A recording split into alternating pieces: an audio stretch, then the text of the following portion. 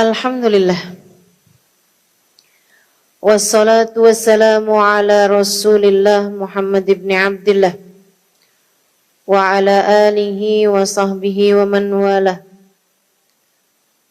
Subhanaka la ilma lana illa ma 'allamtana innaka antal alimul hakim. Rabbi shrah li sadri wa yassir li amri wahlul 'uqdatan min lisani yafqahu qawli. Amma ba'du. Para syarifah, para ibu nyai, pimpinan-pimpinan pondok pesantren, pimpinan-pimpinan majelis ta'lim, para ustadzah, kita doakan semoga selalu dalam limpahan rahmat ridha Allah Subhanahu wa taala, dalam lindungan dan bimbingan Allah Subhanahu wa taala, serta tentu saja semua yang hadir di majelis ini, baik ibu-ibu, kakak-kakak, adik-adik, anak-anak, yang semoga semuanya dirahmati Allah, disayang Allah, dibahagiakan Allah, disayang Rasulullah, disyafaati Rasulullah Sayyidina Muhammad sallallahu alaihi wasallam insyaallah. Amin ya rabbal alamin. Astaghfiru rabbakum. Pertama nih, ayat yang disebutkan ini dulu nih. Mohon ampunlah kalian kepada Allah, innallaha ghafurur rahim. Sungguhnya Allah Maha mengampuni dosa, Rahim, Maha menyayangi. Kenapa ayat ini duluan yang disebutkan sama Imam Al-Haddad sebagai cara untuk mentarghib kita urusan istighfar? Kalian banyakin deh istighfar. Istighfar tuh bagus banget loh. Firman Allah bilang, mohon ampunlah kepada Allah, Allah Maha Pengampun, Allah Maha Penyayang. Kenapa? Kenapa yang ini disebut duluan? Karena Imamul Haddad ngerti banget. Ini yang paling kita perlukan ini teman-teman. Ampunan. Ampunan. Kita ini kebanyakan dosa. Nggak ada yang menghalangkan kita dari kebaikan dunia dan akhirat lebih daripada dosa. Nggak ada yang bikin hidup kita susah selain dosa. Saya kasih tahu, nggak ada yang bikin hidup kamu susah selain daripada dosa. Dosa bikin hidup kita jadi susah. Dosa. Nggak ada lagi yang lebih bikin hidup kita susah daripada dosa.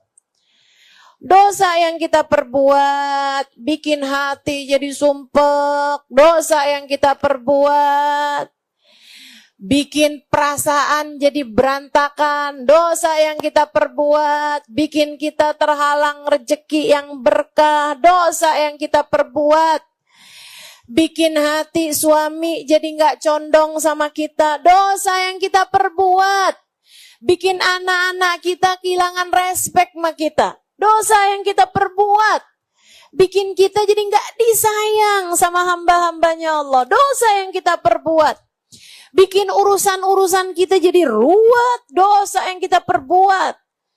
Apalagi kalau dilakukan secara masif, dilakukan secara banyak, bersama-sama dengan banyak orang, bisa menjadi penyebab Allah menurunkan bencana kepada umat ini. A'udzubillahi minasyaitonirrajim. Ma asabatkum min musibah illa fabima kasabat aydikum.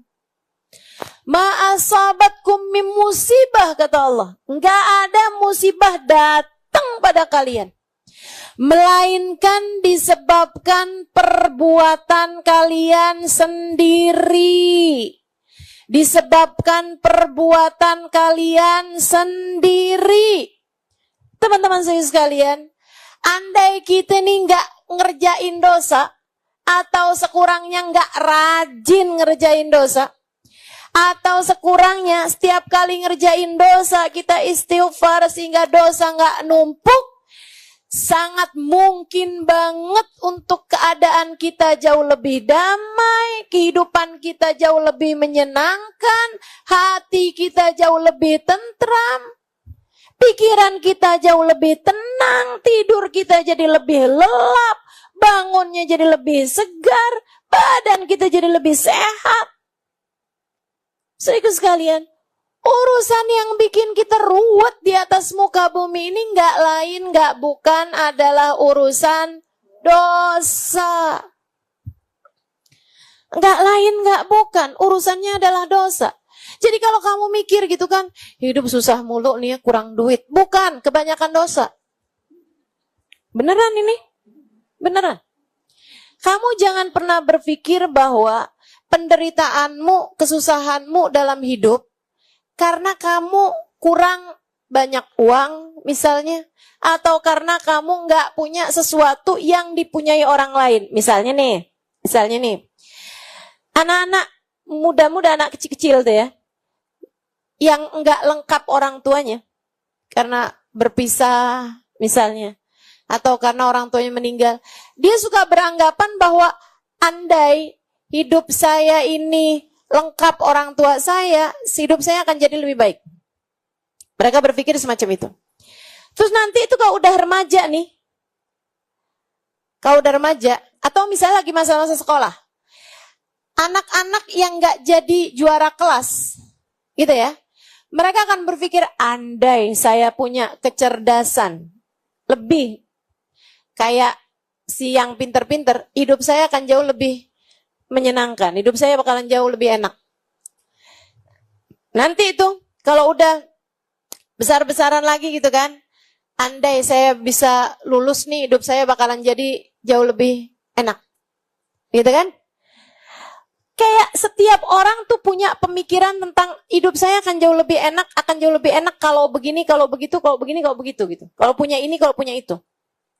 Sampai ini adik-adik usia di atas 25 tahun, belum kelihatan hilal jodohnya gitu.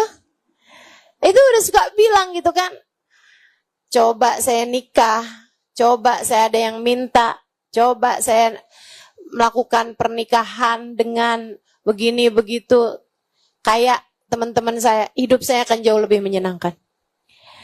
Kemudian nanti orang nikah, habisnya nikah tuh belum ada anak, coba saya udah ada anak nih, pasti hidup saya jauh lebih menyenangkan. Yang punya anak, coba kalau anak saya udah besar-besar nih, hidup saya akan jauh lebih menyenangkan. Yang anaknya udah besar-besar, kalau anak-anak saya udah pada lulus nih, udah pada kerja nih, kayaknya hidup saya akan jauh lebih menyenangkan. Anak-anaknya lulus, kerja, kawin bahkan. Ya ampun, kenapa nggak selesai-selesai masalah hidup saya? Betul? Betul?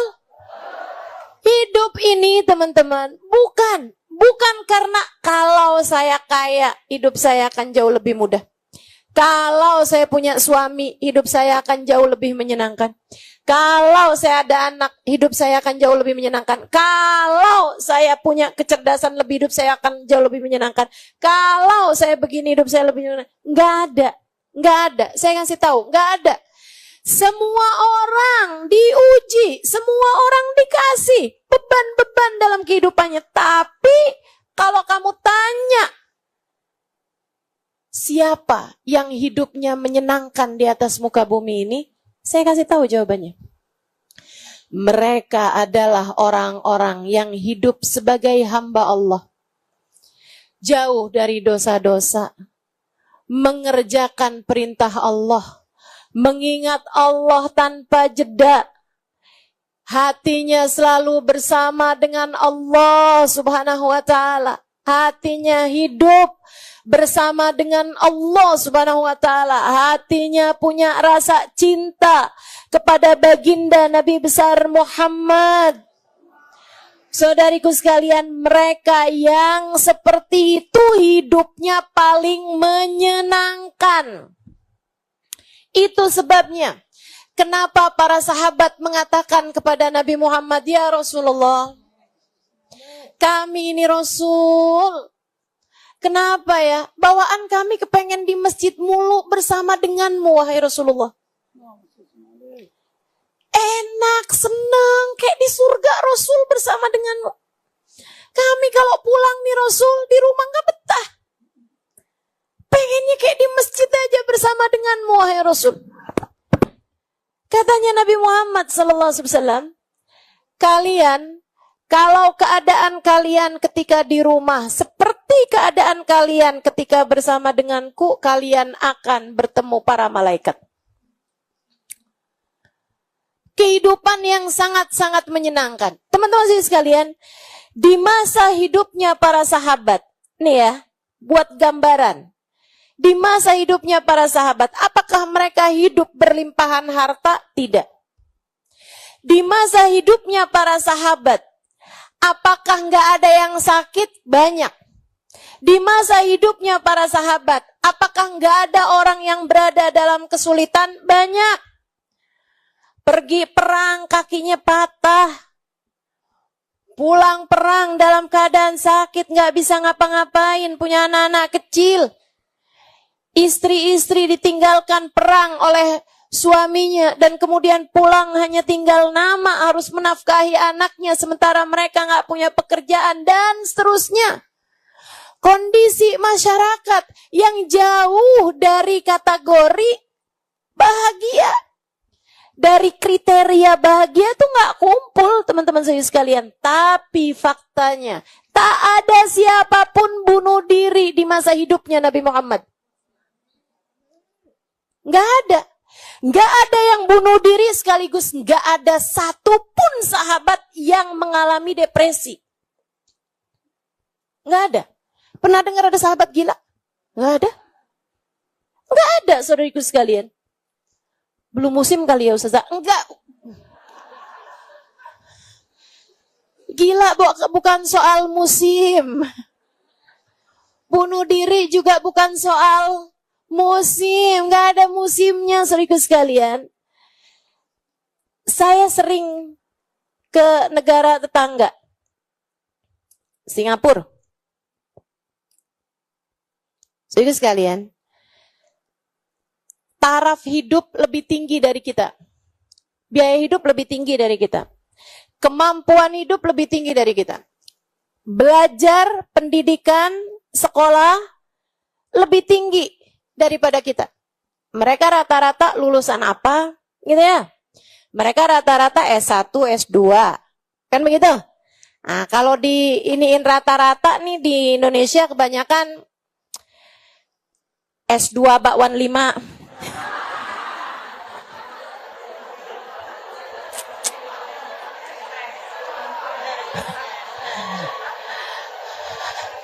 Iya kan? Maksudnya itu pergi ke kantin universitas cuman mau buat beli es. Banyak di antara kita yang secara pendidikan tidak lebih baik gitu daripada mereka. Secara kehidupan tuh pantes-pantesnya mereka lebih bahagia daripada kita, teman-teman. Tapi nyatanya tingkat depresi, tingkat stres, dan banyaknya kasus bunuh diri jauh lebih tinggi daripada kita di Indonesia. Saudaraku sekalian, kenapa begitu? Ya itu dia masalahnya. Itu tuh bukan soal kurang apa atau lebih apa. Bahagia tuh tidak soal materialistis macam itu. Bukan hal-hal yang sifatnya materi. Kita semuanya tahu bahagia tempatnya ada di dalam hati. Dan saya lihat meskipun kayak di Singapura tingkat depresinya tinggi dan seterusnya, orang-orang Islamnya bahagia. Hamba-hamba Allahnya mereka bahagia. Mereka bahagia. Saudaraku sekalian, saya muliakan, kemanapun nih negara nggak jauh dari kita juga, Jepang, tingkat pendidikan lebih tinggi, tingkat kesehatan lebih tinggi, tingkat kesehatannya, orangnya sehat-sehat, jarang-jarang ketemu orang obesitas di Jepang.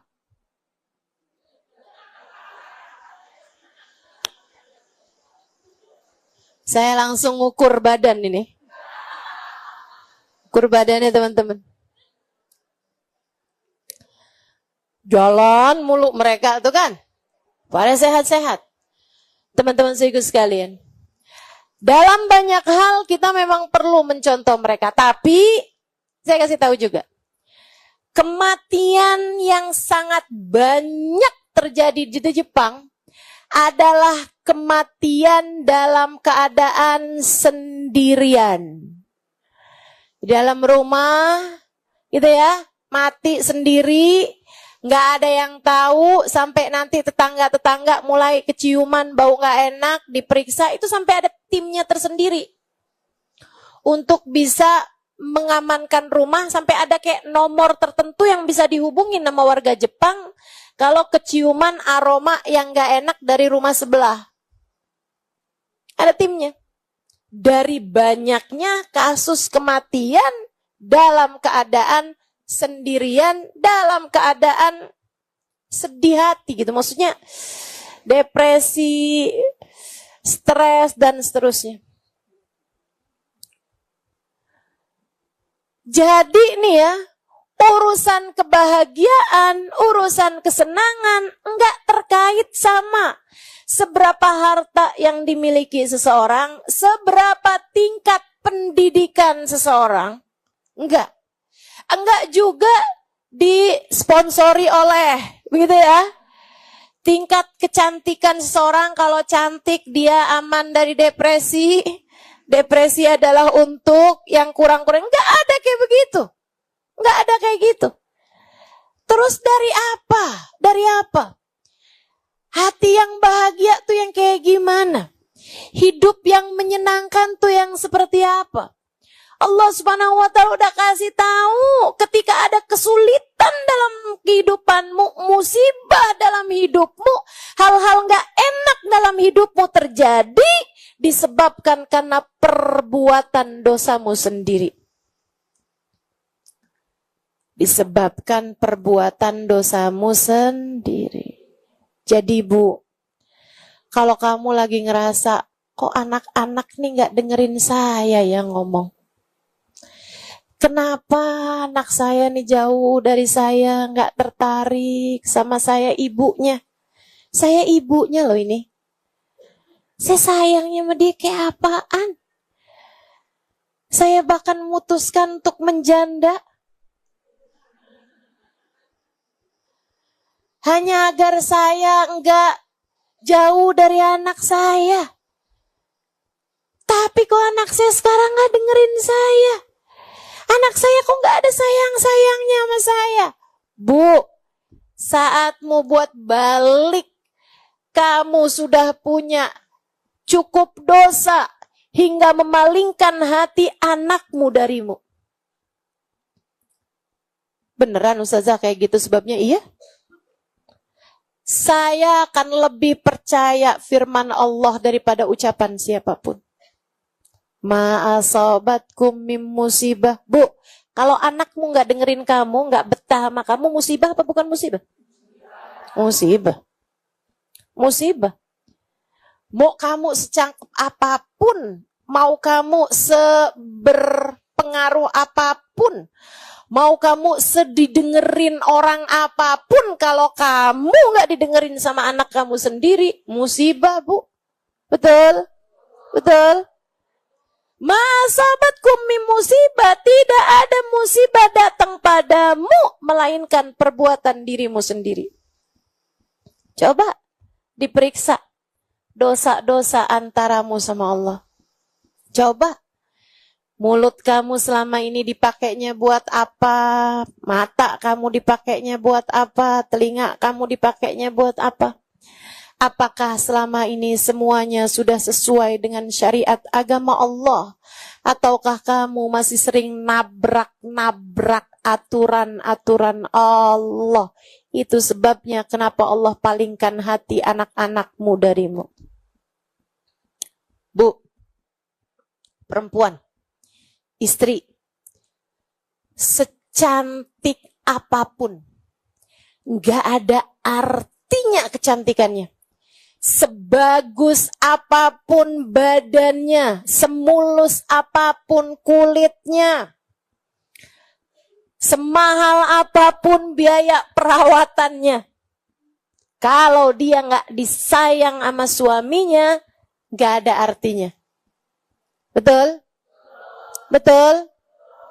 Ayo nih, para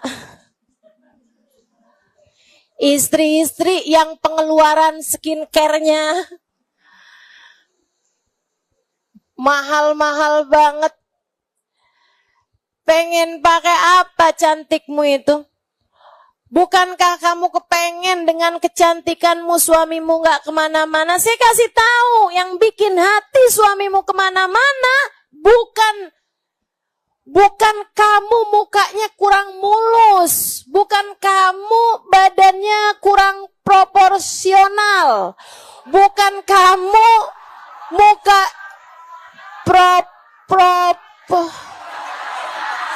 bener lagi, ya ampun.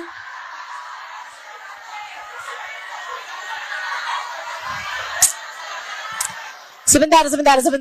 Ini kamu yang gak ngerti kenapa nyalain saya?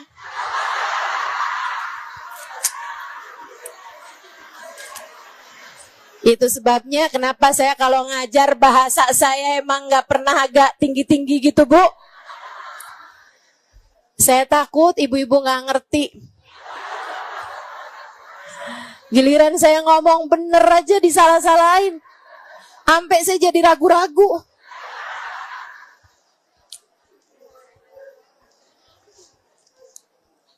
Ketika hati suamimu itu kemana-mana, enggak lagi tertarik padamu. Nah ini nyakitin loh ini. Nyakitin loh bener-bener. Asli ya. Rumah tangga tuh paling nyakitin. Bukan ketika transferannya kurang. Bukan ketika transferannya kurang. Saya banyak dapetin. Di kampung-kampung, suami istri gitu ya. Sangat-sangat sederhana kehidupannya, tapi saling cinta.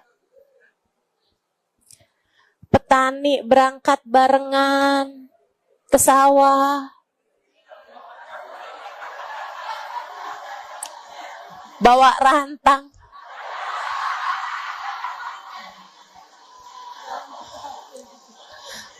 Maksud saya emang pernah tahu kehidupan kayak begitu. Bu, saya orang Indramayu. Banyak sawah di Indramayu, banyak sawah. Nah, saya anak kampung, saya tahu persis kehidupan orang-orang di kampung. Saya banyak mondok di pondok-pondok pesantren di kampung-kampung juga. Saya tahu kampung nelayan, saya tahu kehidupannya, kampung pertanian, saya tahu kehidupannya. Saya sering mendapati suami istri yang kehidupannya serba sederhana, kalau bisa dibilang sangat sederhana sekali gitu, S-nya 3. So itu sekalian saya muliakan, tapi suami ngeliatin istrinya sayang, istri ngeliatin suaminya sayang. Dan Bu, itu kebahagiaan. Bahagia jadi istri yang begitu daripada hidung udah tegak, alis udah nyelirit.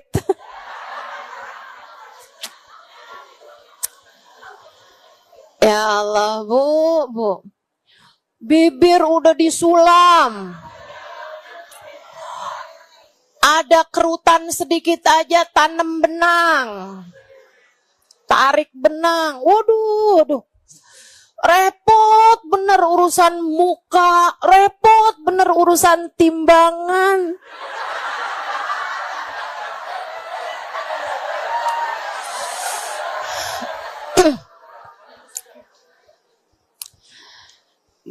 Bukan berarti ya maksudnya nggak apa-apa berat badan walaupun berat.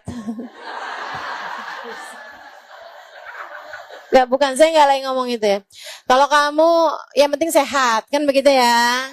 Nah bagian dari mensyukuri nikmatnya Allah, jangan kemudian berat nambah lagi nih, nggak apa-apa. Kata Ustazah Halimah. Ya gitu juga. Kita harus jaga kesehatan. Bagian dari mensyukuri nikmat. Ya kan begitu? Bagian dari mensyukuri nikmat. Tapi maksud saya, sebagai seorang istri itu yang menyakitkan tuh bukan ketika misalnya suamimu tidak bisa mengajakmu akhir tahun kayak beginian buat jalan-jalan ke luar negeri, bukan. Atau bahkan buat jalan-jalan keluar kota gitu ya, buat liburan kemana-kemana, bukan teman-teman, bukan.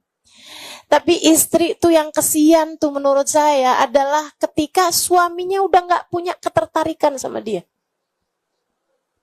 Kesian. Istri yang suaminya gak tertarik gitu sama dia. Terdorong. Tarik sama dorong tuh ya. Istrinya tuh kayak ngelihat semua perempuan di luaran sana menarik. Yang gak menarik adalah istri yang udah masakin dia, yang udah khidmah sama dia, yang sudah melayani dia, yang sudah nyuciin bajunya, membesarkan anak-anaknya. Dalam pandangan suaminya, istrinya tidak lagi menarik. Kayak yang tiap masuk rumah, cari cara gimana caranya buat cepetan keluar rumah. Kayak tiap masuk rumah, dia kayak lagi kepengen yang gerah banget gitu. Padahal AC udah 16. Kayak dia seneng buat ngobrol sama siapapun kecuali ngomong sama istrinya. Kayak dia tuh kepengen buat ketemu sama siapapun kecuali istrinya. Kesian banget yang jadi istrinya. Asli kesian banget yang jadi istrinya. Betul? Sedih saya lihatnya. Mudah-mudahan jangan ada di antara kita yang kayak begitu. Nggak ada artinya disayangin sama semua orang kalau nggak disayangin sama suami sendiri. Betul? Nggak ada artinya dicintai sama banyak orang kalau nggak dicintai sama suami sendiri. Betul? Nggak ada artinya punya followers jutaan kalau nggak di-follow sama suami sendiri.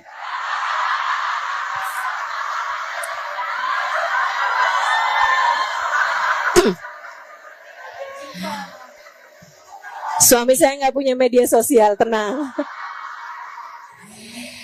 So itu sekalian yang saya muliakan. Ini sedih nih yang kayak beginian nih. Ustazah, tapi itu kan urusannya nggak terkait sama dosa. Salah. Musibah apa bukan musibah?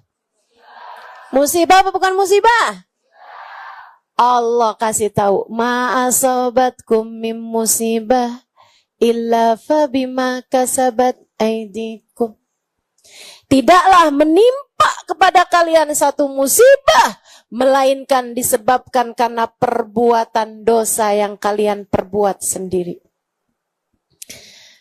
Ada seorang yang biasa hadir di majelis, murid lah gitu. Datang kepada syekhnya, pada gurunya. Bukan murid sekolah ya, murid majelis taklim. Dia datang pada guru, Syekh, saya nih lagi mau nanyain tentang diri saya nih, Syekh. Saya belakangan ini kayak susah hidup saya, Syekh. Kenapa gitu? Syekh ya, saya dulu tuh cinta banget sama istri saya. Sayang saya sama istri saya. Tapi sekarang nih, Syekh, saya kayak ngelihat istri saya tuh gak seneng, saya. Gak seneng. Saya kok masuk rumah kayak cari-cari cara biar cepet keluar dari rumah. Gak betah saya, Syekh. Saya ngelihat istri saya tuh gak betah. Saya nahan-nahanin diri aja buat makan sama dia, ini apa sama dia. Padahal hati saya rasanya kayak yang gerah. Pengen buru-buru pergi gitu. Saya dulu ngelihat istri saya tuh kayak cantik. Kayak gak ada perempuan lebih cantik dari istri saya. Sekarang saya lihat semua perempuan cantik kecuali istri saya.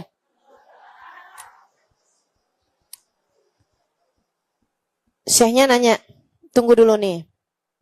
Kamu udah nikah berapa lama? 7 tahun, Syekh. Oke, baik. Apakah sekarang istri kamu itu berubah mukanya? Mungkin nggak rawat badan, jadinya ada banyak bisul di muka.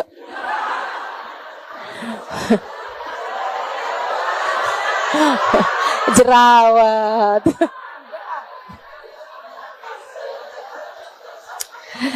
Jerawat kan kecil ya. Saya mau kayak hiperbola aja gitu. Maksudnya apakah istri kamu tuh nggak ngerawat badan, nggak ngerawat muka gitu, jadinya nggak enak dilihat? Enggak sih, istri saya tetap kayak dulu. Apakah istri kamu itu nggak ngerawat badannya sehingga nggak lagi menarik di pandanganmu gitu? Enggak sih. Ya, dan naik-naik sekilo 2 kilo, tapi sih nggak masalah. Karena emang sebenarnya juga emang ya kayak dulu aja sih sebenarnya. Nggak ada masalah sama hal itu. Apakah istri kamu nggak menjaga penampilan? Pakai daster, robek-robek sana sini. Begitu ya? Kalau dibilangin, kok kamu kayak gitu sih bajunya? Enak adem. Adem yang make, gerah yang lihat. Nih saya kasih tahu aja mak-mak nih. Yang pada punya suami ya. Kamu harus jaga penampilan kamu gitu. Apakah istri kamu itu nggak merawat aroma tubuhnya? Masak-masak, mau bawa bau ini itu apa segala macem. Nggak mandi seminggu. Akan saya lagi hiperbola ini ceritanya. Misal gitu kan. Karena itu juga bikin orang ilfil loh Bu. Iya katanya. Suami hilang feelingnya ya, hilang rasanya gitu kan. Kalau istrinya kayak begitu. Kata suaminya ini, enggak, Syekh. Istri saya merawat penampilannya, menjaga penampilannya, aroma tubuhnya juga dia jaga gitu kan. Rajin sikatan gigi, rajin keramasan, mandi dan seterusnya gitu. Enggak ada masalah dengan hal itu. Oke, pertanyaan terakhir saya. Apakah istrimu adalah perempuan yang tidak menjaga akhlaknya? Karena secantik apapun perempuan, kalau nggak jagain akhlaknya, suaminya diomel-omelin mulu, nggak ada yang betah loh Bu, nggak ada yang betah. Yang kalau ngomong ngegas mulu, gitu kan? Mentang-mentang gas banyak lebih di dapur. Ngegas sih kalau ngomong. Kayak selalu semuanya diakhiri dengan tanda seru gitu. Atau ada juga nih istri-istri yang kalau ngomong sama suaminya tuh semua tentang angka. Tagihan ini sekian, tagihan ini sekian. Itu bikin sesek dada. Apakah istrimu yang model kayak begitu, akhlaknya nggak bagus, dia nggak menjaga hubungannya dengan kamu dalam urusan-urusan semacam ini, nggak jaga perilaku, nggak jaga akhlak? Enggak, Syekh. Istri saya tetap kayak biasanya, dari dulu juga emang kayak begitu. Enggak ada yang salah dengan istri saya. Oh, baik. Udah, sekarang saya udah ngerti. Apakah kamu di masa-masa terakhir, bulan-bulan terakhir ini, seneng ngeliat perempuan-perempuan yang tidak halal bagimu secara langsung ataupun lewat layar HP-mu?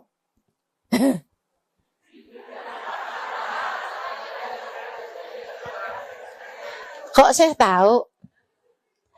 Apakah kamu senang keluar pergi ke mall, pergi ke tempat-tempat misalnya kolam renang atau apa, hanya untuk sekedar melihat aurat-aurat perempuan yang ada di luaran sana yang tidak halal untuk kamu lihat?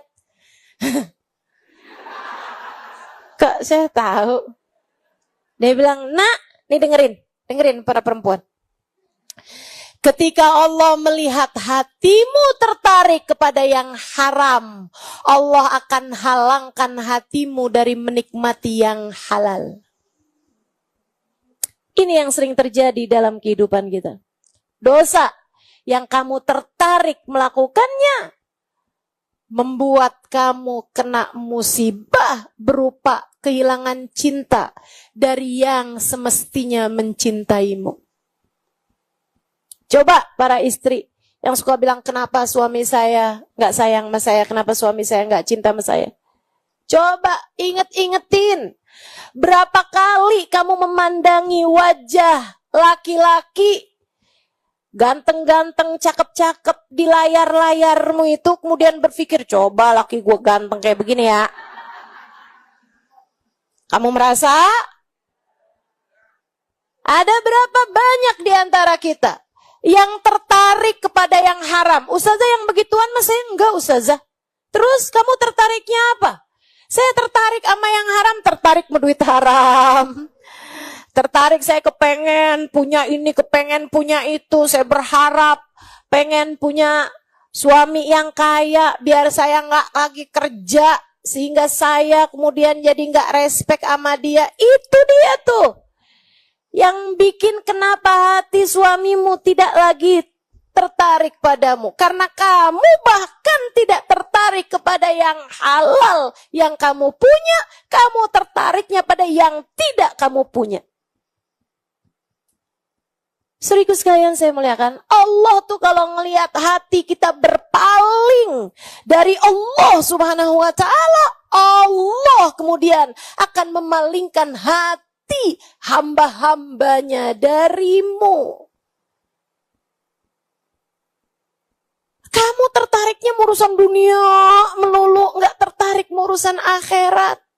Itu kamu hatimu kurang banyak syukurnya terhadap urusan-urusan dunia. Kayak Allah salah aja di depan pikiran kamu gitu. Coba ya, andai saya tuh jadi kaya, andai saya begini, andai saya begitu, andai kayak di mata kamu Allahnya salah mulu gitu. Itu kan kayak kamu lagi nyalahin, nih Allah salah nih, kenapa saya nggak dikasihnya kayak begini? Nih Allah salah nih, kenapa saya nggak dibikinnya kayak begini? Kan begitu. Itu yang masalah sama kehidupan kita, teman-teman. Ketertarikan tidak kepada jalannya Allah. Kamu pikir hati kamu ketika bersedih hati karena kenapa ya Allah kok nggak ngasih saya kayak begini? Kamu pikir itu nggak dosa? Kamu pikir itu nggak dosa? Dosa, teman-teman. Dosa. Kamu nggak terima sama Allah. Man sakhita falahu sukht. Katanya Nabi kita Muhammad SAW, siapa yang nggak terima sama keputusan Allah, Allah pun nggak terima dia sebagai hambanya. Man lam yarda biqada'i. Kata Allah, siapa yang nggak ridho sama ketetapan dariku, falyatub robban siwaya. Kata Allah, silahkan cari Tuhan selain aku. Siapa yang tidak ridho dengan keputusan-keputusanku, silahkan cari Tuhan lain selain aku. Artinya dia diusir dari kehadirat Allah Subhanahu wa ta'ala.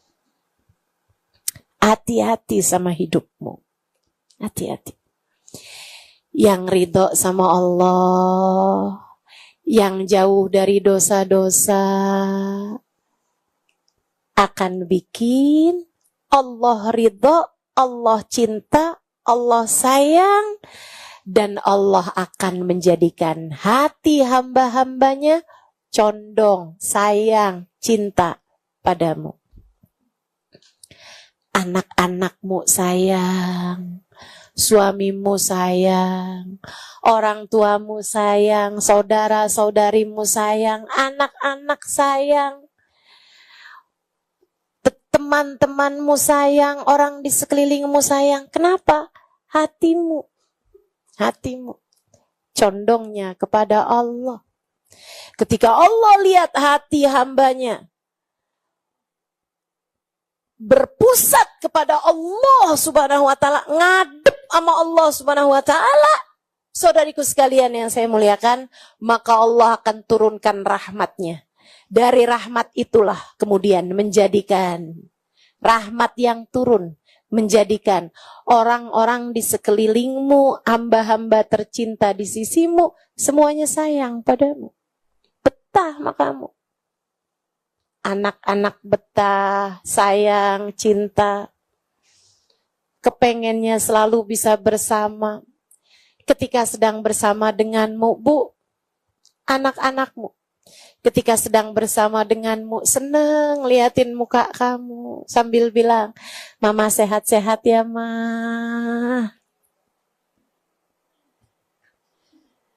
Mama yang sehat, Ma. Mama yang sehat. Mama yang baik-baik ya, Ma. Kita kalau Mama susah, kita susah. Bu, kalau kamu punya anak-anak, modelannya ketika bersama denganmu, seneng buat liatin kamu, pijitin kamu, mandangin wajah kamu.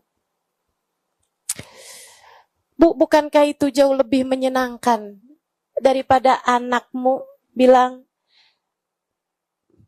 minta maaf ya, Mah, saya nggak bisa Mama ganggu nih, tapi saya udah transfer kok, Mah.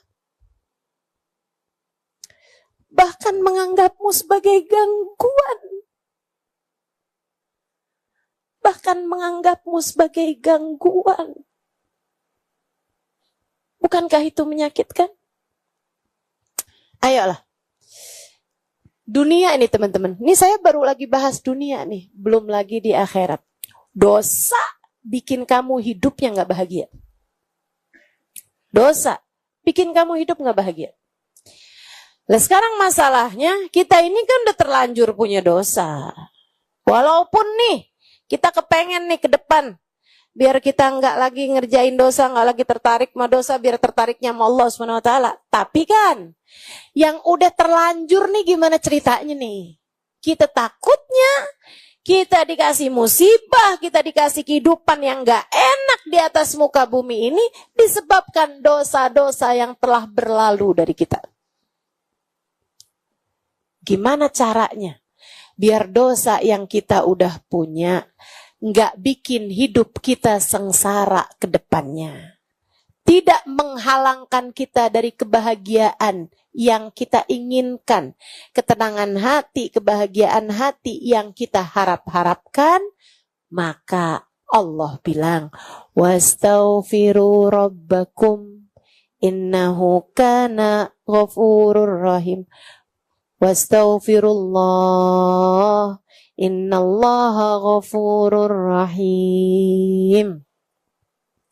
Dosa-dosa kamu yang udah berlalu, mohon ampunlah kepada Allah. Taubatlah kepada Allah dan mohon ampun kepada Allah.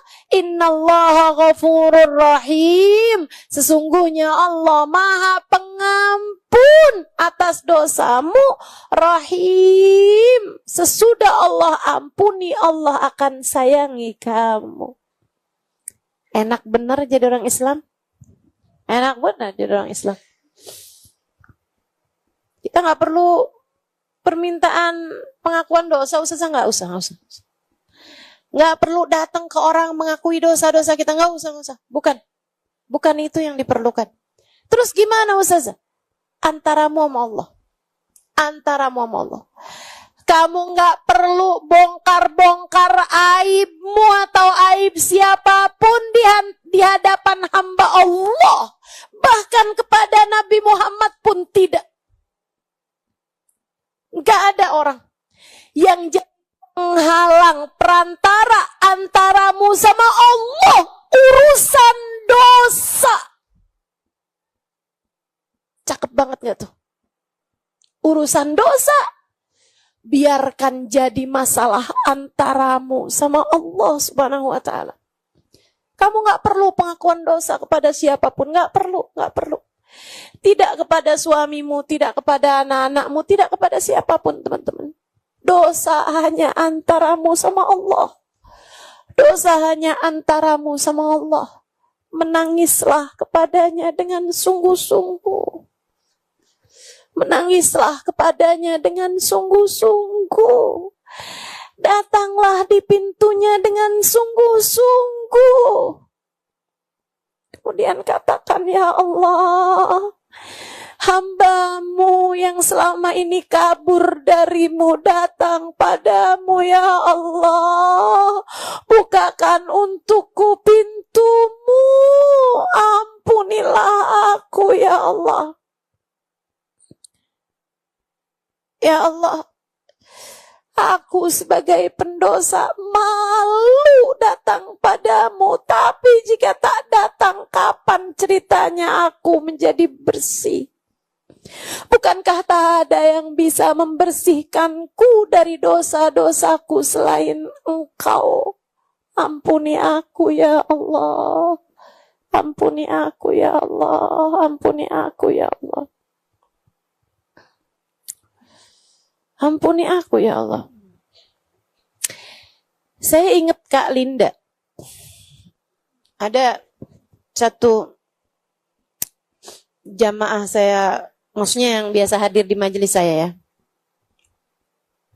Di Tanah Abang. Saya punya pengajian di Tanah Abang. Ibu-ibu kan kalau Tanah Abang kayak pasar aja ya Bu ya. Ada pengajian saya Bu di situ juga. Iya, dulu di rumah ya. Sekarang di Darul Aitam. Waktu awal-awal saya bikin pengajian di situ tuh ada salah satu ibu-ibu namanya Bu Linda. Rajin banget datang. Terus dia suka nanya sama saya gitu. Dia suka datang tuh sebelum waktunya majelis. Pulangnya juga gitu. Suka agak mundur dari waktu majelis gitu. Terus dia nanya. Macem-macem. Ternyata dulunya perempuan yang kurang terjaga lah hidupnya. Kerja pabrik minuman keras kalau nggak salah. Kehidupan yang jauh dari agama gitu. Hingga kemudian dia bertaubat, hingga kemudian dia hadir majelis, hingga kemudian begitulah. Sering banget nanya, Ustazah, boleh gak sih kayak begini. Ntar kalau saya bilang boleh, alhamdulillah, Ustazah saya gak salah. Ntar kalau saya bilang gak boleh tuh Kalinda, haram tuh Kalinda kayak gitu. Haram ya Ustazah.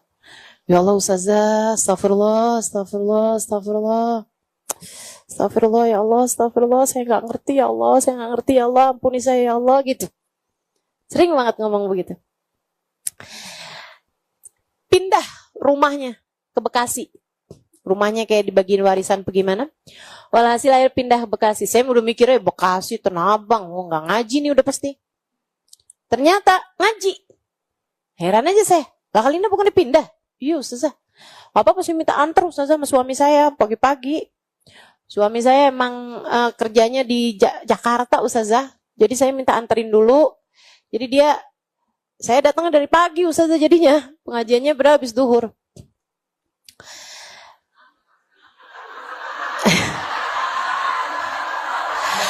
Zaman itu tuh nggak gitu orang. Waktu itu. Kalau sekarang kan biasa aja. Akhirnya dia bilang. Dan tetap tuh kayak gitu. Habis majelisnya nanti dia dijemput maghrib sama suaminya pulang kerja gitu, terus dia dibawa pulang. Satu waktu, dan dia terus tuh nanya kayak begitu, ada aja gitu yang dia tanyain kehidupan sehari-hari gitu. Sampai akhirnya, dan dia tuh sering banget, kalau saya nerangin apa gitu kan, dia baru tahu bahwa itu salah, dia baru tahu bahwa itu dosa, itu paling berurai air mata lah gitu. Saya bilang, Allah, ampuni Allah, astagfirullah, terus begitu. Satu waktu, saya dengar dia kecelakaan. Jadi, Jakarta itu lagi bikin pembatas busway. Batas busway. Nah, ada sebagian pembatas tuh yang dibikin kayak gundukan, terus di atasnya pakai besi. Nah, tuh.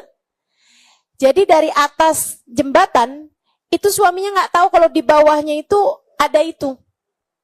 Dia turun, malam kan, nabrak itu teman-teman. Suaminya bahkan nggak jatuh dari motornya. Tapi istrinya terpelanting. Terpelanting, kepalanya nabrak besi itu. Langsung masuk rumah sakit, 2 hari kemudian meninggal dunia. Dari sejak dia masuk rumah sakit itu, sampai dia meninggal dunia, dia enggak sadar. Tapi mulutnya nggak berhenti bilang astagfirullah, astagfirullah, astagfirullah, astagfirullah, sampai meninggalnya. Yang cerita dokternya. Dokternya waktu teman saya ini takziah, teman saya nengokin dia masih hidup ya di rumah sakit, tapi udah kritis gitu. Dokternya bilang gitu, ini siapa ya?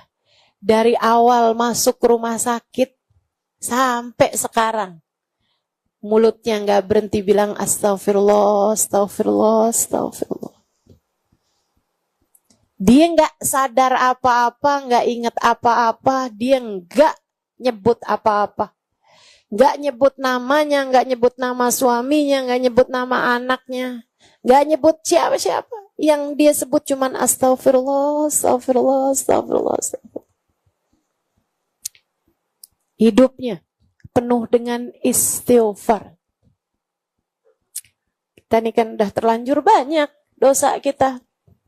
Kalau nggak kita banyakin istighfar, minta ampun sama Allah SWT, apa kira-kiranya yang jadi ngepantesin dosa kita?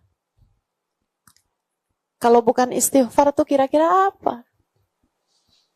Kayak dosanya banyak, pantesnya juga istighfarnya banyak, bukan? Astaghfirullah, innallaha ghafurun rahim. Allah Maha mengampuni, Allah Maha menyayangi. Wa qala ta'ala li rasulihi sallallahu alaihi wasallam. Dan Allah SWT berfirman kepada Rasulnya, baginda kita, Sayyiduna Muhammad, yang enggak punya dosa. Enggak punya dosa. Allah pesan kepada beliau, wastaghfir li dzambik walil mu'minina wal mu'minat. Muhammad, labbaik ya Rabb, mohon ampunlah kamu li dzambik, untuk dosamu, walil mu'minina wal mu'minat, mohonkanlah ampun untuk umatmu, hamba-hambaku yang beriman, baik laki-laki maupun yang perempuan. Disuruh Nabi Muhammad untuk memohonkan ampun untuk kita. Alhamdulillah, enak bener kita. Istighfarnya kita dibantuin. Bukan hanya sama diri kita nih, kita mohonkan ampun. Tapi juga Nabi Muhammad udah diperintahkan sama Allah. Muhammad, kamu istighfarkan dosamu. Ya Allah, saya kan gak ada dosa. Lil mu'minin wal mu'minat. Mohonkanlah ampun untuk hamba-hambaku, umatmu yang beriman, laki-laki maupun perempuannya. Asik. Udah dibantuin kita? Bantuin. Yang jalanin ini bukan cuma Nabi Muhammad, tapi wali-walinya Allah Subhanahu wa ta'ala. Di timur, di barat. Mereka di waktu malamnya sibuk beristighfar buat orang-orang yang beriman. Ubabah Khadijah binti Syekh Abu Bakar bin Salim, ketika ditanya oleh salah satu kawan saya, Ustaz Ubabah ini bisa kayak deket banget gitu loh sama Allah. Apa sih amalan yang Ubabah kerjain gitu, sampai kayaknya Allah tuh cinta banget sama Ubabah. Itu teman-teman, saya ketika memandang wajahnya Ubabah Khadijah sampai sekarang saya masih kebayang-bayang mukanya. Itu saat saya memandangnya, saya ngerti hadis Nabi Muhammad yang mengatakan alladzina idza ru'u dzukirallah. Ketika Nabi Muhammad ditanya, Rasul, cirinya kekasih Allah tuh yang kayak gimana? Nabi Muhammad menjawab, alladzina idza ru'u dzukirallah. Orang-orang yang saat kamu memandang wajahnya akan mengingatkanmu kepada Allah. Saya saat memandang wajah Ubabah Khadijah, salah satu dari wali-walinya Allah yang punya nasab keturunan sambung sama Syekh Bakar bin Salim, min banat Syekh Bakar bin Salim. Beliau, teman-teman sekalian, kita pandang wajahnya langsung ngingetin kita sama Allah. Itu orang luar biasa, bener luar biasa banget. Mereka selalu mengingat Allah sampai kita lihat mukanya aja langsung ingat sama Allah. Ini sama kayak kita kalau ngelihat mukanya penyanyi langsung ingat sama lagunya, kan begitu? Ya kan? Kamu kalau lagi lihat mukanya pemain bola, yang kebayang pasti bukan masakan. Pasti bola. Kan begitu? Orang tuh apa yang ada di dalam hati tuh emang tampak di wajah, teman-teman sekalian. Saya ketika mandang wajahnya Ubabah Khadijah, langsung tuh, ya Allah. Nggak perlu ngaji kitab banyak-banyak, teman-teman. Nggak perlu tuh buka kitab atau bahkan baca nggak perlu. Lihat aja mukanya tuh ibadah, paling ibadah. Wajah mereka mengingatkan kita kepada Allah. Wajah mereka mengingatkan kita kepada Allah Subhanahu wa ta'ala. Saya buat mengingatkanmu kepada Allah harus buka kitabnya Imamul Haddad yang saya ceritakan, harus hamba-hambanya yang soleh-soleha. Segitunya belum tentu mengingatkanmu kepada Allah. Tapi mereka para walinya Allah Subhanahu wa ta'ala, mereka nggak perlu ngomong, mereka nggak perlu ngapa-ngapain, mereka nggak perlu doa, mereka nggak perlu apa-apa, duduk aja. Air mata saya banjir, teman-teman. Ya Allah, orang-orang yang memang betul-betul dengan hanya memandang wajah mereka mengingatkan kita kepada Allah. Ubabah Khadijah. Salah satu kawan saya tanya, Ubabah, bisa Ubabah kayak meraih derajat tinggi di sisi Allah gitu? Itu Ubabah, apa sih amal ibadah Ubabah tuh? Dulu orang kalau ke Hadramut pasti kan, ya sampai sekarang, pasti ke Inat. Ziarah ke makamnya Syekh Bakar bin Salim. Nah, orang kalau ke Inat dulu kayak dianggap nggak sah kalau belum berziarah ke tempatnya Ubabah Khadijah. Nggak laki, nggak perempuan. Nggak laki, nggak perempuan. Semuanya berdatangan ke rumahnya Ubabah Khadijah. Untuk sekedar mendapatkan nasihat, atau untuk sekedar mendapatkan doa, bahkan untuk sekedar lihat aja deh mukanya, udah lihat aja. Dari kuatnya beliau, kekuatan zikir, kekuatan hati yang ngadep berpusat pada Allah Subhanahu wa ta'ala. Sehingga sekalian, teman saya nanya, kenapa kok bisa Ubabah jadi Ubabah Khadijah gitu, maksudnya dengan sedemikian kekuatan hubungan dengan Allah Subhanahu wa ta'ala. Beliau bilang, "Nak, saya baca istighfar. Berapa banyak Ubabah? Nggak ngitung. Tapi saya mulainya, nak, dari habis selesai sholat isya, ba'diyah isya, witir sebagian, makan." Dia bilang, habis itu saya mulai itu. Sedia air sama 5 kurma. Saya mulai baca. Astaghfirullah lil mu'minin wal mu'minat. Astaghfirullah lil mu'minin wal mu'minat. Astaghfirullah. Dari hati. Ya Allah, ampunin orang beriman, yang laki-laki, yang perempuan, ampunin orang beriman, ampuni umatnya Nabi Muhammad, yang laki-laki, yang perempuan. Ampunin ya Allah, ampunin ya Allah. Sampai nanti kalau tenggorokan saya berasa kering, saya minum, saya makan 1 kurma. Saya lanjut lagi, istighfar lagi. Sampai tenggorokan saya kering lagi, saya minum air, saya makan kurma. Nanti habis itu lagi, saya terus lagi. Habis itu lagi kering tenggorokan saya minum air, saya makan kurma. Dia bilang, kalau udah habis 5 kurma, udah selesai. Saya berdiri, saya kemudian kerjakan yang lain lagi. Apa itu Baba yang lain lagi? Saya pergi wudhu, kamar mandi, bersih-bersih. Karena biasanya itu sudah mulai terdengar tarhim subuh.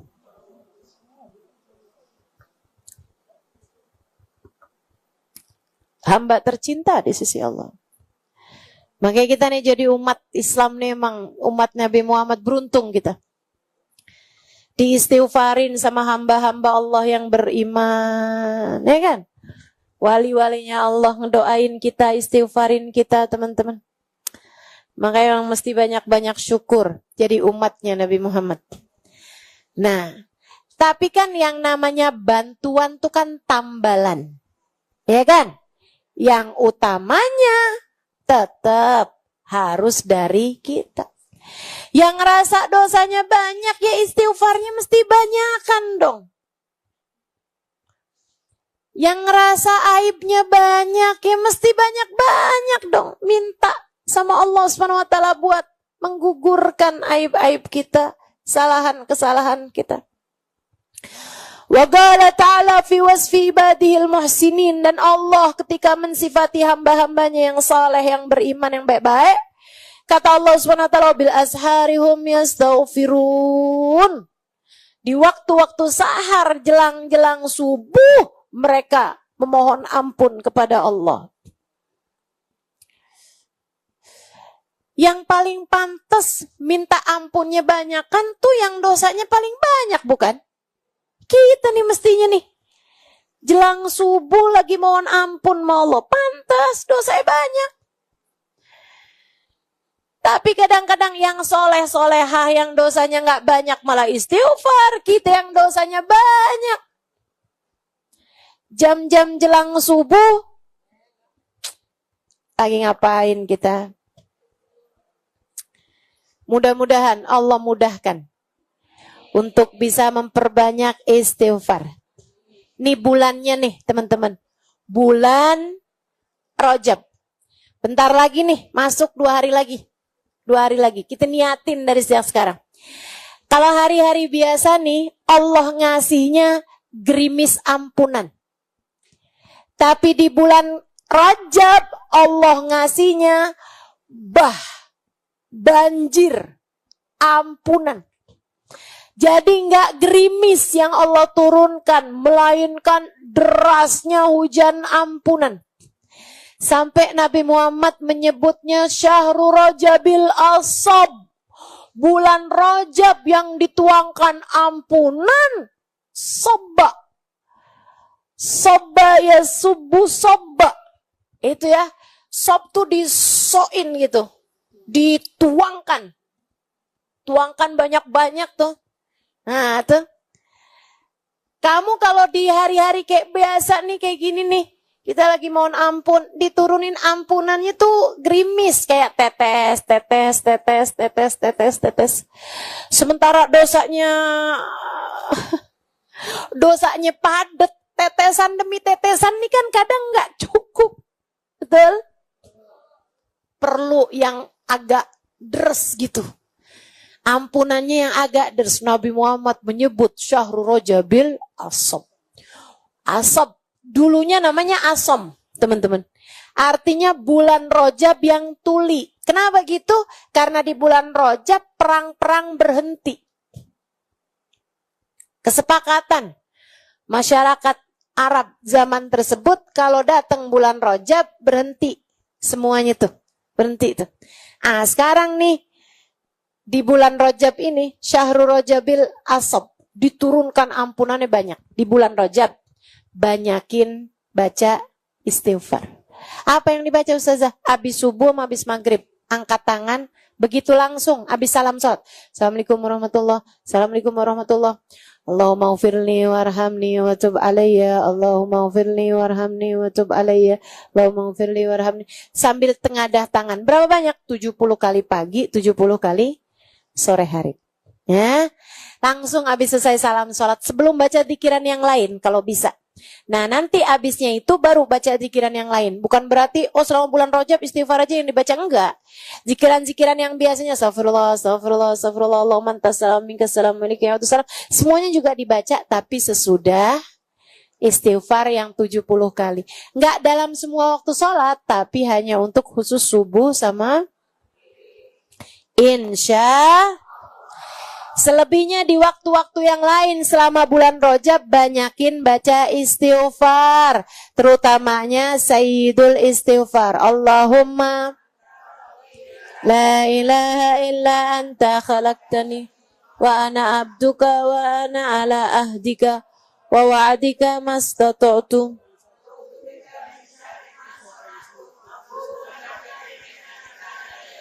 Wa'afu bidhambi fa innahu la yaghfiru dhunuba illa anta. Banyakin baca istighfar di bulan Rajab. Nah itu kalau kamu bisa kerjain selama sebulan penuh, selama bulan Rajab, abis subuh sama abis maghrib, baca istighfar itu 70 kali. Katanya Nabi Muhammad, Allah akan ampuni seluruh dosa-dosamu. Jadi begitu habis keluar dari Rajab, udah gak ada lagi dosa yang tersisa. Amin. Ya Rabbal. Bismillah, kita kerjain. Insya Allah. Itu bulan Rajab ya. Selain daripada banyakin puasa bulan Rajab. Mau puasa juga kan ngapusin dosa. Banyakin puasa. Kalau bisa banyak-banyak bagus. Tapi kalau kamu adalah seorang istri yang suamimu masih aktif, belum habis masa kadaluarsanya, nah itu kamu nggak boleh banyak-banyak puasa sunnah, nggak boleh ya. Nah, boleh. Tapi untuk yang nggak punya suami atau suaminya lagi di luar kota atau suaminya sudah tidak aktif, kalau itu bagus untuk banyakin puasa. Lah kan mesti jelas ini ya, syariat agama ini mesti jelas. Jangan sampai kemudian, maaf ya bang, ustazah nyuruh kita banyakin puasa bulan Rajab. Salah ntar saya, gitu ya. Kemudian teman-teman sekalian, bulan Rajab, banyakin puasa. Sekurangnya 3 hari deh gitu.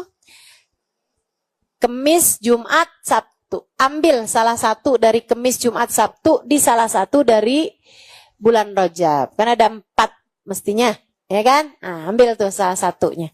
Dari Kemis, Jumat, Sabtu di bulan Rajab. Kemudian, hidupkan malamnya. Nah, kalau bicara menghidupkan malam, artinya dengan ibadah ya. Itu teman-teman sekalian, sekurangnya kita tambahin ibadah-ibadah tertentu di malam-malam ini gitu. Semua malam, maksudnya enggak 2 malam aja. 1 malam pertama Rajab yang adalah malam Ahad nanti, malam Minggu besok ya. Sama yang keduanya malam 27 Rajab. 2 malam tersebut hidupkan dengan ibadah. Apa aja tuh? Itu tadi, banyakin istighfar, sholat sunnahnya tambahin, bacaan Qur'annya tambahin, kalau bisa tambahin dengan sholat tasbih. Ya, sebab katanya Nabi Muhammad kepada pamannya, paman, maukah kamu aku ajarkan sesuatu yang kalau kamu lakukan diampuni seluruh dosa-dosamu, paman? Yang lalu-lalu diampunin semuanya dosa-dosanya. Kemudian Nabi sesudah pamannya bilang, bala ya Rasulullah, tentu wahai Rasul ajarkan saya. Nabi ngajarin sholat tasbih. Habis selesai Nabi ngajarin sholat tasbih, Nabi Muhammad bilang, kalau engkau paman bisa kerjain setiap hari sekali, bagus paman. Kalau engkau nggak bisa kerjain sehari sekali, sekurangnya seminggu sekali. Kalau engkau nggak bisa ngerjain seminggu sekali, sekurangnya sebulan sekali. Kalau engkau nggak bisa ngerjain sebulan sekali, sekurangnya setahun sekali. Bahkan ada satu riwayat mengatakan kalau engkau nggak bisa mengerjakannya setahun sekali, kerjakan seumur hidup sekali. Nah, kita nih, malam-malam kayak beginian nih, malam penting. Katanya Sayyidina Ali, salah satu di antara doa yang tidak akan ditolak Allah ada pada 5 malam, salah satunya adalah malam pertama di bulan Rajab. Bismillah. Kita akan kerjakan salat tasbihnya, kita akan kerjakan banyak istighfarnya, kita akan doanya kita perbanyak. Sebab doa di malam tersebut tidak akan ditolak Allah Subhanahu wa ta'ala. Sama malam 27 Rajab. Insya Allah. Alhamdulillah, udah cukup jelas ya. Nah, kita akan akhiri nih majelis kita ini dengan kita baca Yasin. Bersama kita juga ada Umi Maimun. Kita akan minta keberkahan dari beliau juga, ada Ustazah Khadijah. Kita akan bersama-sama membaca surat Yasin bersama dengan kehadiran hamba-hamba Allah yang solehah. Mudah-mudahan Allah terima Yasin kita hadiahkan untuk orang-orang tercinta di sisi kita, terutamanya kita hadiahkan buat Hubabah Maryam masyhur ya, Maryam bintil Habib Ali masyhur bin Hafid, dan juga kita hadiahkan untuk yang meninggal dunia dalam hari-hari ini juga ada namanya Raguan binti Habsyi, anaknya Habsyi Maula Khelah, adiknya teman saya Luya Mula Khelah, yang kita akan bacakan Yasin juga untuk hadiah untuk dia juga, meninggal dunia beberapa hari yang lalu juga. Iya, sama kita niatkan semua yang meninggal dunia dalam waktu-waktu ini ya. Mudah-mudahan Allah SWT bahagiakan mereka semua di dalam alam kuburnya, dan tentu saja juga untuk arwah keluarga kita masing-masing. Ya, masing-masing silakan sebutkan arwah keluarganya. Anallahu yaghfir lahum wa yarhamuhum wa taghshahum birrahmal maghfirah wa yuskinhumul jannah birahmati syai'un lahumul Fatihah. Bismillahirrahmanirrahim. Alhamdulillahi rabbil alamin. Ar-Rahmanir Rahim. Maliki yaumiddin. Iyyaka na'budu wa iyyaka nasta'in. Ihdinas siratal mustaqim. Siratal ladzina an'amta 'alaihim ghairil maghdubi 'alaihim waladdallin. Amin. Bismillahirrahmanirrahim.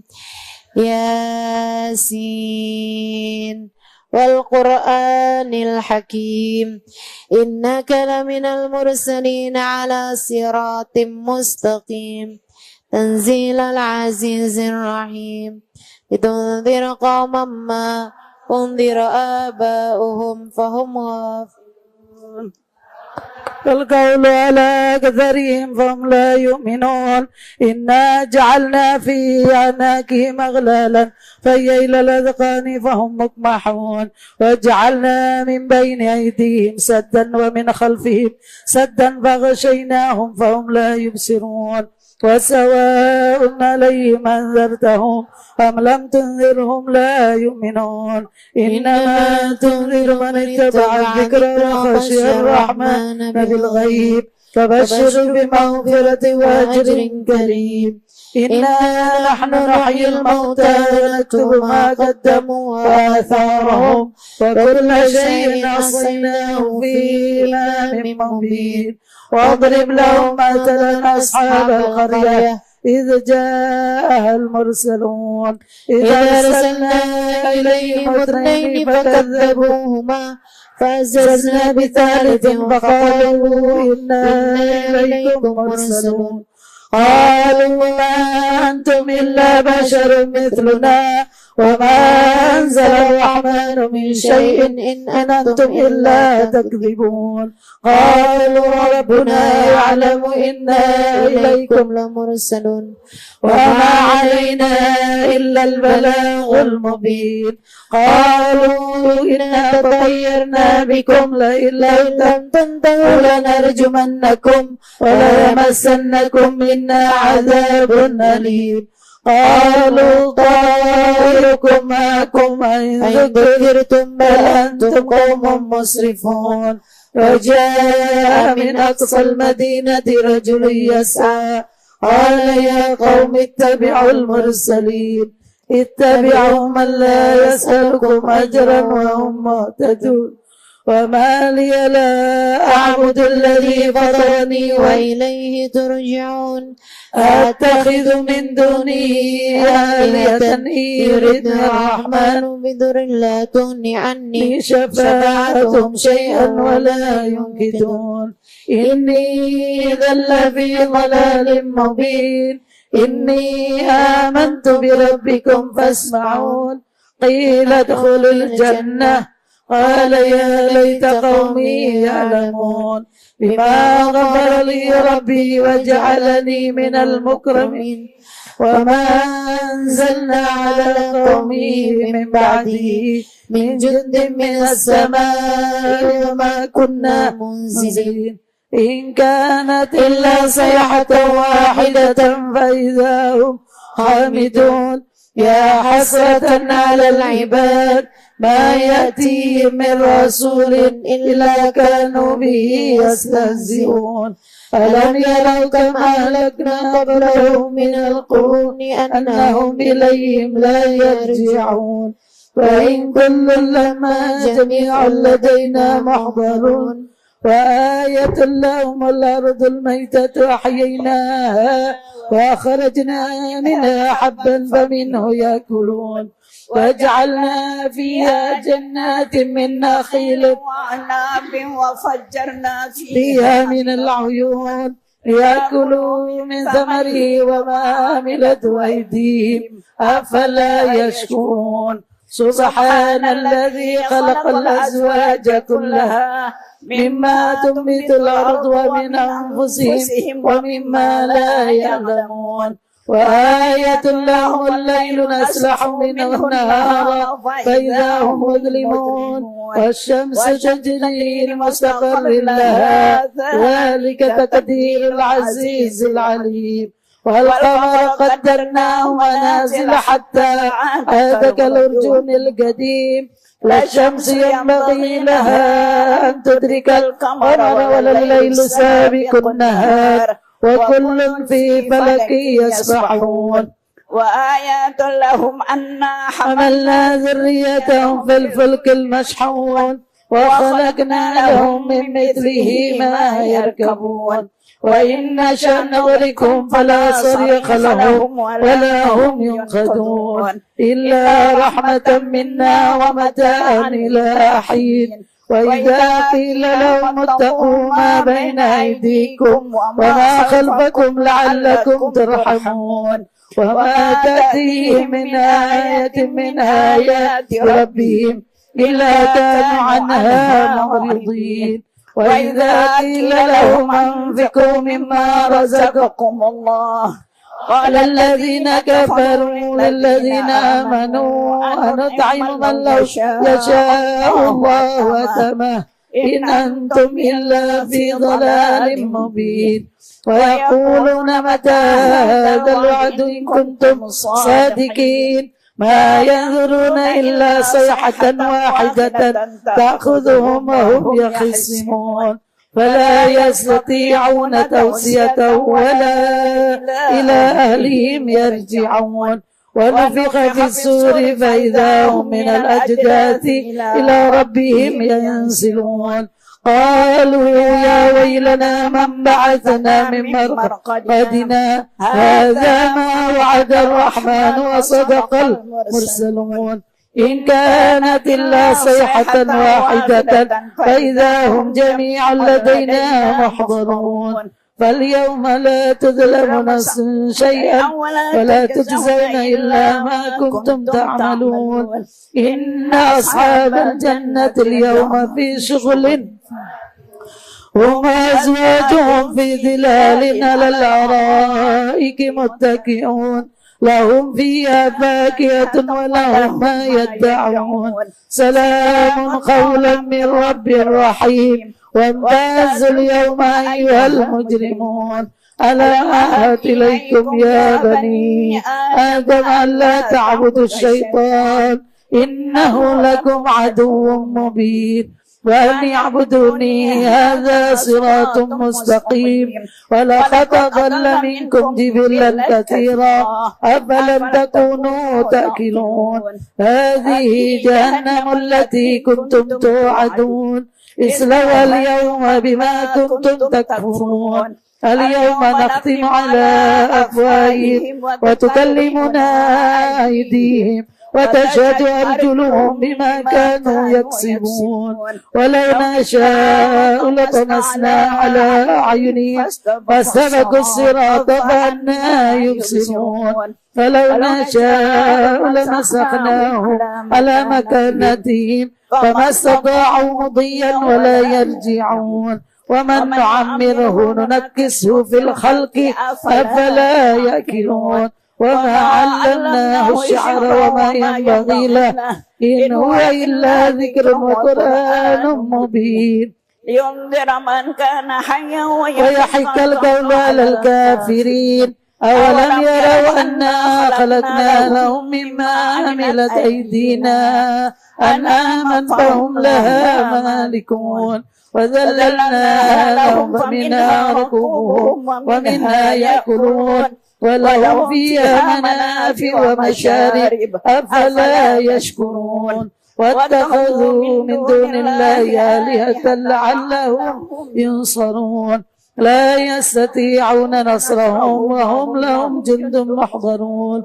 فلا يحزنك قولهم إنا نعلم ما يسرون وما يعلنون أولم يرى الإنسان أنا خلقناه من نطفة فإذا هو خصيم مبين وضرب لنا مثلا ونسي خلقه قال من يحيي العظام وهي رميم قل يحيي الذي أنشأها أول مرة وهو بكل خلق عليم الذي جعل لكم من الشجر الأخضر نارا فإذا أنتم منه توقدون أوليس الذي خلق السماوات والأرض بقادر على أن يخلق مثلهم بلى وهو الخلاق العليم إنما أمره إذا أراد شيئا أن يقول له كن فيكون فسبحان الذي بيده ملكوت كل شيء وإليه ترجعون. صدق الله العظيم.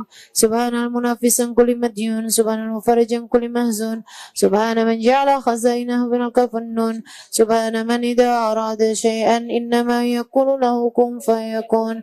يا مفرج فرج، يا مفرج فرج، يا مفرج فرج، فرج أن همومنا وغمومنا فرجا عاجلا برحمتك يا أرحم الراحمين.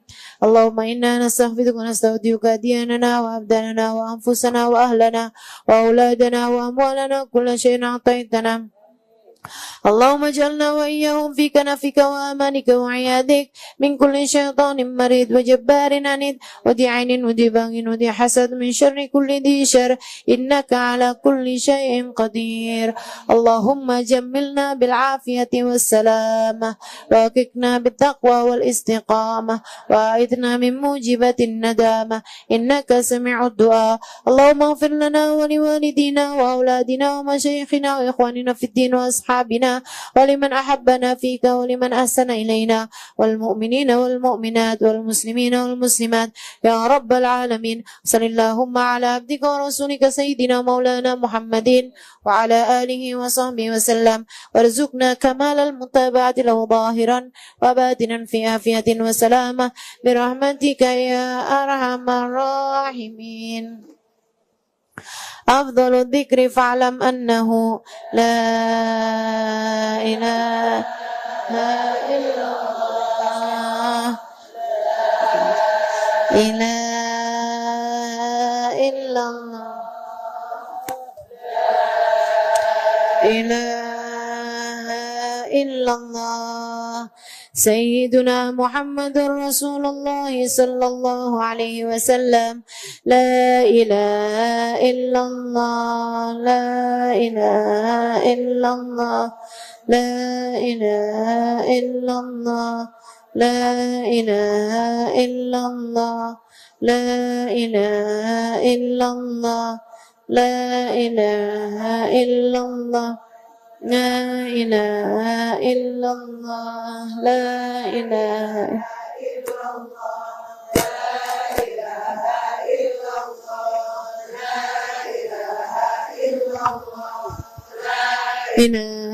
إلا الله لا إله إلا الله لا إله إلا الله لا إله إلا الله لا إله لا إله إلا الله لا إله إلا الله لا إله إلا الله لا إله إلا الله لا إله إلا الله لا إله إلا الله لا إله إلا الله لا إله إلا الله لا إله إلا الله لا إله إلا الله لا إله إلا الله لا إله إلا الله لا إله إلا الله لا إله إلا الله لا إله إلا الله لا إله إلا الله لا إله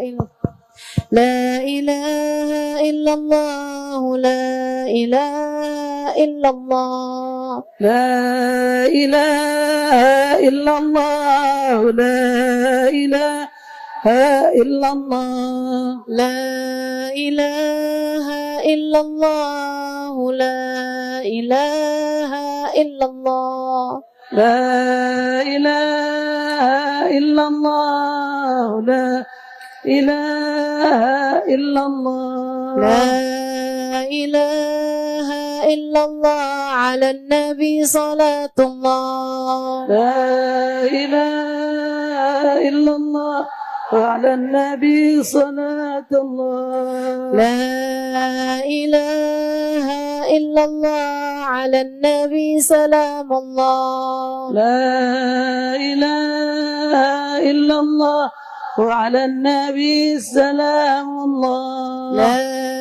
إله إلا الله محمد رسول الله لا إله إلا الله ومحمد رسول الله اللهم صل على سيدنا محمد اللهم صل عليه وسلم اللهم صل على سيدنا محمد اللهم صل عليه وسلم اللهم صل على سيدنا محمد اللهم صل عليه وسلم اللهم صل على سيدنا محمد اللهم صل عليه وسلم اللهم صل على سيدنا محمد يا ربي صل عليه وسلم اللهم صل على سيدنا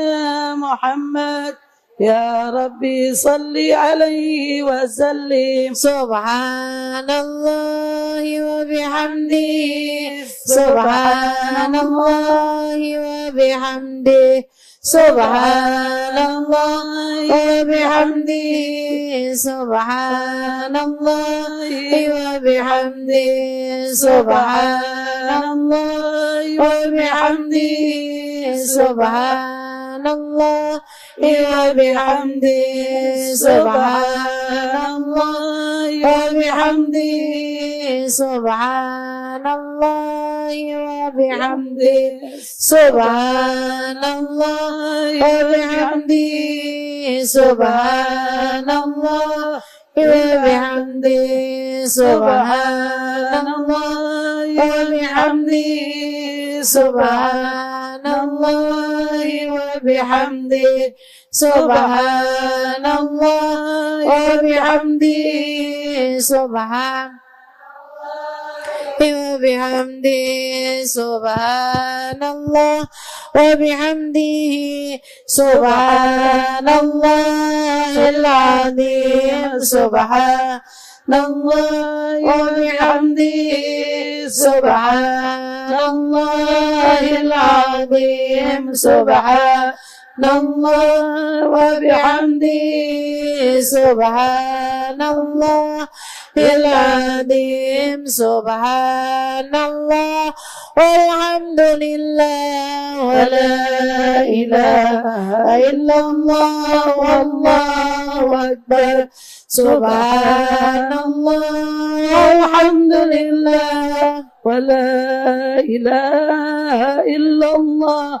والله أكبر سبحان الله والحمد لله ولا إله إلا الله والله أكبر سبحان الله والحمد لله ولا إله إلا الله والله أكبر. نستغفر الله العظيم ونتوب إليه. نستغفر الله العظيم ونتوب إليه. نستغفر الله العظيم ونتوب إليه. نستغفر الله العظيم ونتوب إليه. نستغفر الله العظيم ونتوب إليه. نستغفر الله العظيم ونتوب إليه. نستغفر الله العظيم ونتوب إليه. نستغفر الله العظيم ونتوب إليه. نستغفر الله العظيم ونتوب إليه. نستغفر الله العظيم ونتوب